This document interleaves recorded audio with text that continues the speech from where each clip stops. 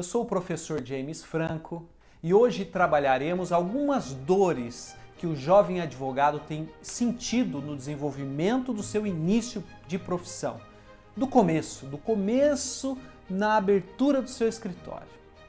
A gente sabe que o estudante passa por 5 longos anos estudando, lendo, fazendo provas, e de repente vem a colação de grau, vem aquela festa e ele se torna um bacharel em direito. Só que ele não pode advogar ainda, porque existe o exame nacional da OAB. O exame da OAB, a prova da OAB. Mas de repente, você, estudante, passa na prova da OAB e você se torna um advogado, uma advogada. Agora você é um profissional. Você junta toda a sua documentação, você se inscreve na Ordem dos Advogados do Brasil, você vai para a solenidade pegar a sua carteira profissional de advogado e de advogada. Bom, primeiramente os meus parabéns, porque eu sei o que foi essa trajetória. Eu passei por essa trajetória. Eu fiz o curso de Direito, eu prestei o exame da OAB, eu me tornei um advogado. E eu entrei para o mercado de trabalho e há mais de 20 anos eu exerço essa profissão e também dou aulas para alunos de direito em universidade e auxilio você na construção da sua carreira, da sua consolidação de carreira profissional na advocacia. Eu não ajudo a você se desenvolver no concurso público, não é o meu foco.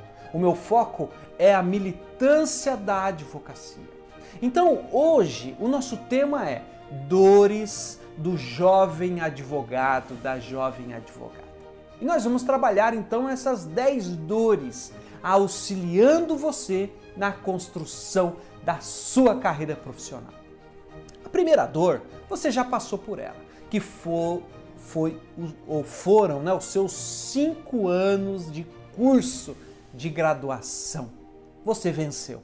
A sua segunda dor foi o exame da OAB. Uma prova difícil que exigiu muito estudo, muita dedicação, um cronograma, uma disciplina, mas você também venceu. Agora você juntou toda a documentação, protocolou lá na OAB, na sua subseção, e aí você foi para a solenidade, levou a família, fez aquela festa, bem vestido ali, com um talher, com um terno, levou o pai, a mãe, a avó, o namorado, os filhos, o marido, a esposa. Você é advogado, você agora é advogada. Meus parabéns. Só que o dia seguinte dá um frio na barriga. É claro que aqui a gente precisa dividir, né, em que grupo você se encontra. Se você já está consolidado, já está no escritório de advocacia ou num outro departamento jurídico, então você já encontrou o seu caminho, ok, parabéns, continue firme, não pare os seus estudos, se desenvolva, porque você já tem lá o seu fio da meada, você já encontrou o seu caminho. Agora, se você ainda, no dia seguinte, não sabe como advogar, não sabe como ter clientes, não sabe como abrir um escritório, é para você que eu me dedico agora a essas palavras. Então, o seu terceiro desafio, depois de ter passado pelos 5 anos de curso, ter enfrentado o exame da OAB, o seu próximo desafio é responder a seguinte pergunta: abro um escritório? Como é que eu faço isso? Por onde é que eu começo? Então esse desafio, essa é uma pergunta que você vai ter que lidar com ela. Faz uma parceria com um colega, abre um escritório sozinho, manda um currículo para ver se você é contratado por um escritório para você advogar. São perguntas que permeiam a sua cabeça, o seu pensamento. Então é nesse ponto que a gente vai se debruçar então em algumas rápidas palavras para tentar direcionar você nesse desafio. Olhando para trás, em toda a minha trajetória de carreira profissional, o meu conselho inicial é: cuidado cuidado com os gastos fixos, porque um escritório inicial poderá te trazer gastos fixos altos, aluguel, secretária, condomínio, estacionamento, uma série de taxas, uma série de estrutura que você ainda muitas vezes, ou na maioria das vezes, ainda não está preparado, não está preparada. Então o grande desafio é você internalizar em que você é o advogado e você é a advogada, independente de um local fixo. Hoje existem modalidades, a própria OAB disponibiliza salas de atendimento onde você pode sim marcar com o cliente e atendê-lo naquela região, naquela localidade e prestar uma boa assessoria para o seu cliente. Então, você pode também usar locais de cowork, onde você vai pagar a diária ou você vai pagar uma fração pequena. Isso também é muito comum, principalmente em grandes capitais e também em algumas comarcas muito pequenas. Um pool de advogados acabam pagando uma sede, um escritório, uma sala, onde há um rodízio no atendimento, você faz o agendamento e atende o seu cliente. Então, um desafio para você de início de carreira é criar uma versatilidade de atendimento. Então, se você não tem condições ainda de sustentar um escritório, de ter uma sede, de ter uma secretária, internalize o seguinte: você é o advogado, você é a advogada. Se for preciso atender na sala da sua casa, atenda. Se for preciso atender então na sala da OAB, agende um horário. Geralmente as subseções, elas têm esse aparato e você vai poder atender o seu cliente. Fora outras circunstâncias, você pode ir até a empresa, atender o cliente na própria empresa, você pode atender um cliente num restaurante, você pode almoçar com o cliente, tomar um café da manhã com o cliente. Então você pode criar uma certa versatilidade. Ou mesmo online, você pode fazer um atendimento online. Época de pandemia, época de toda essa transformação social. A questão é a seguinte: não trave o seu desenvolvimento de carreira por falta de um escritório, de um ponto fixo, de um local fixo. Hoje, tanto a tecnologia quanto a própria OAB, e as circunstâncias de mercado mesmo, proporciona a você sim conseguir clientes, conversar, fazer reuniões. Eu conheço pessoas que não têm escritórios, são pessoas que atendem os seus clientes de uma maneira diversificada, de forma versátil. Então, adquira essa competência no seu início de carreira, porque isso vai te ajudar muito. Uma outra dor é como conseguir o primeiro cliente. Esse é o grande desafio, é o grande mistério. Network, cartões virtuais, cartões fixos, visitas, se apresentando para a comunidade em geral. Vejam, nós todos fazemos parte de grupos sociais, igrejas, clubes, Rotaries, Lions Clube e outros grupos, grupo de futebol, grupo de família, casamentos e outros eventos sociais. Passe a se apresentar como um advogado, como uma advogada. É claro que no começo eles vão começar a perguntar de coisas diversas e você responde. E se você não sabe, diga que você não sabe, é uma causa complexa, é uma pergunta complexa que você vai estudar e vai dar um parecer para aquela pessoa. Então saibam que as pessoas precisam saber que agora você é um profissional, é uma profissional naquela área jurídica, como um advogado e como uma advogada. Ok?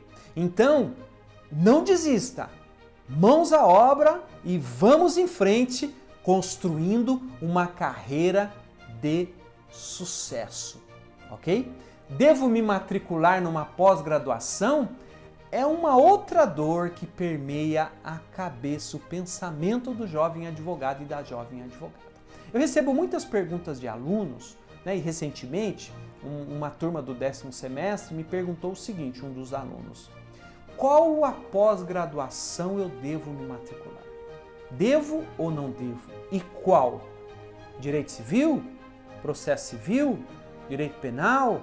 Processo penal? Direito constitucional? Pós em direito do trabalho? Pós em direito previdenciário? Pós em direito agrário? Pós em direito desportivo? Mestrado?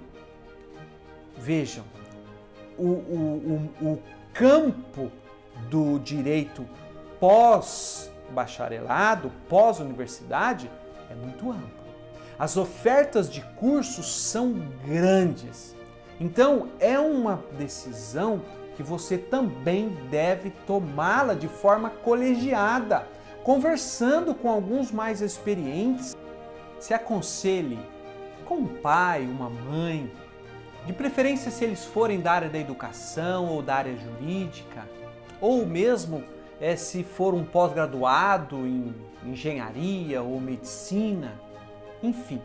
Claro, né? Nem sempre você terá em casa alguém que vai poder te dar essa direção, esse direcionamento técnico de você escolher uma pós-graduação. Então, converse com um ex-professor, com um ex-coordenador de curso ou com um advogado mais antigo da sua região, da sua cidade ou da sua família. Pense o seguinte, e eu vou contar aqui para você algumas coisas importantes sobre o seu passado. Quando você se matriculou no curso do direito, no curso de direito, toda a universidade possui um aparato pronto, pensado, arquitetado, organizado para conduzir você até o seu bacharelado, até a sua colação de grau e trilhando ali, proporcionando o chão firme, o caminho para você pisar rumo ao OAB. Então todo o sistema legal, jurídico, de conteúdo técnico, coletivo de uma universidade é a preparação completa para você chegar bem no seu bacharelado. Só que quando você termina a sua faculdade, termina o seu curso, encerra os seus 5 anos, seus 10 semestres de curso de direito, você vai para o mercado de trabalho.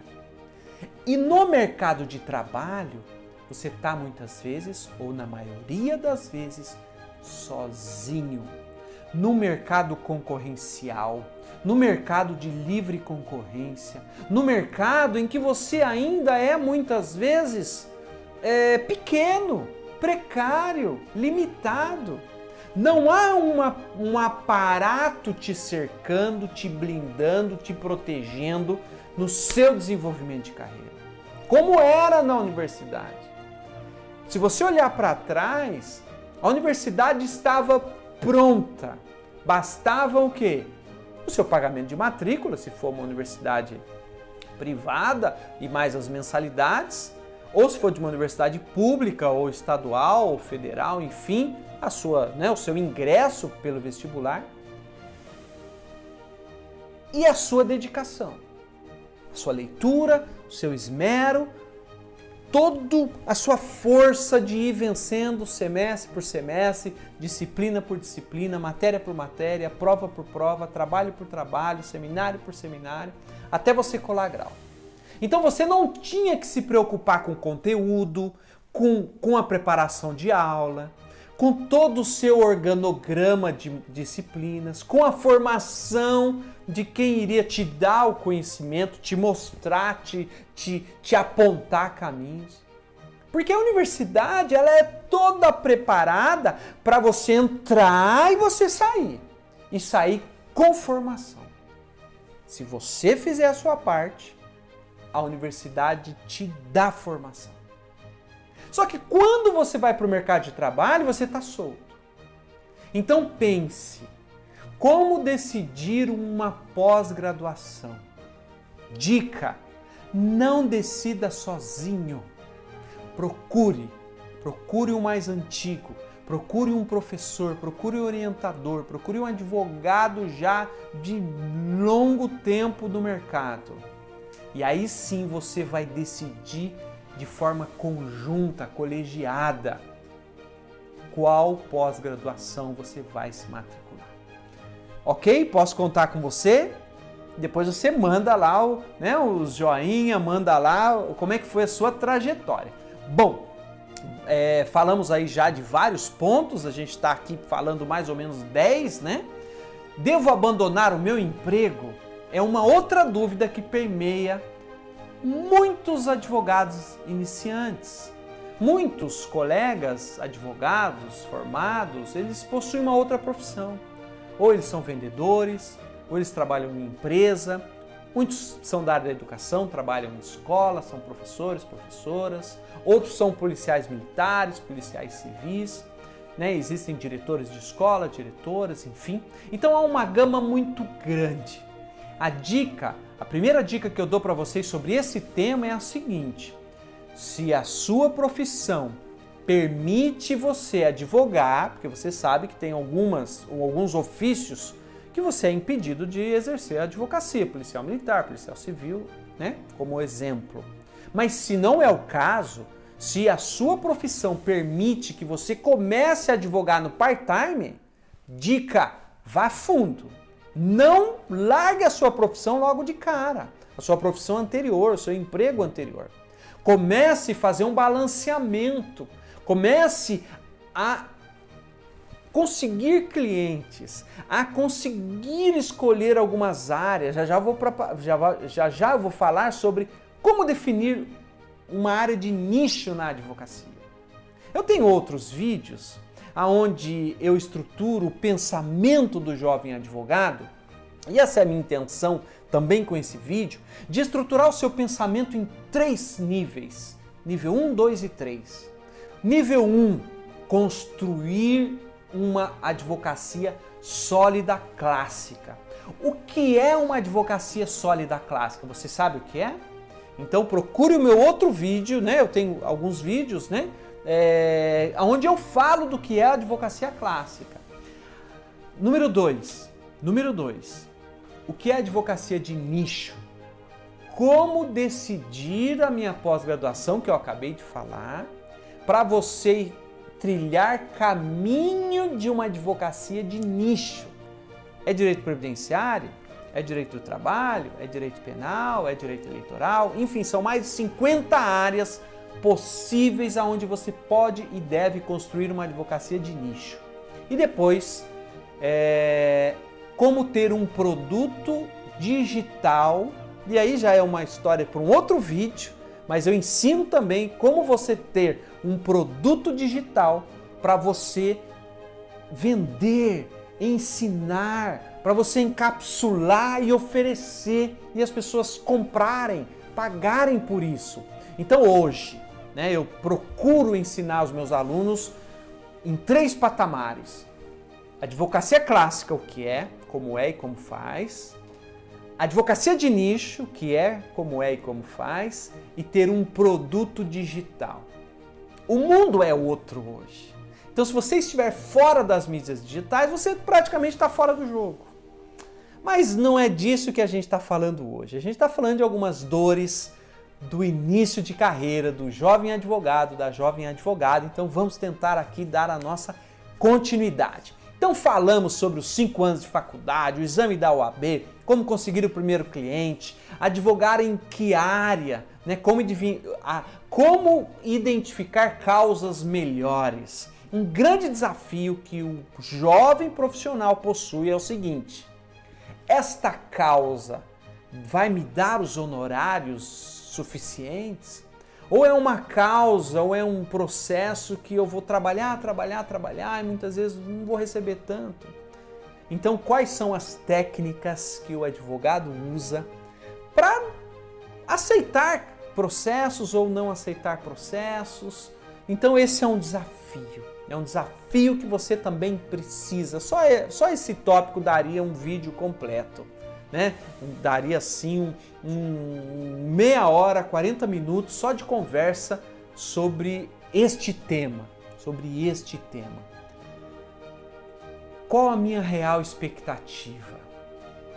Eu gostaria de terminar este vídeo trazendo essa dor, essa reflexão, fazendo com que você reflita qual a sua real expectativa sobre a sua profissão nova. Então eu vou terminar deixando essa pergunta no ar. Você estudou 5 anos, passou no exame da OAB, entrou no campo de batalha, veio para o mercado de trabalho, mas eu gostaria que você se perguntasse: qual é a sua expectativa com a profissão? Você está no ponto A e quer chegar no ponto B. Qual é o seu real ponto A hoje? E qual é o seu ponto B? Se você não sabe onde está e para onde vai, qualquer vento serve. E talvez você vai pegar uma ventania que vai te direcionar para um lugar longe da onde você almejava. Ok? Hoje nós falamos então sobre os 10 desafios, as 10 dores que permeiam, o advogado no início de carreira. Finalizamos. Eu sou o professor James Franco. Até o nosso próximo vídeo. Um forte abraço e sucesso na sua carreira profissional. E se você gostou do nosso conteúdo, dê o seu joinha, dê o seu like. Compartilhe também com seus amigos. Eu sou o professor James Franco. Siga-me nas redes sociais, no Instagram, no Facebook e no canal no YouTube. E nos vemos no próximo vídeo.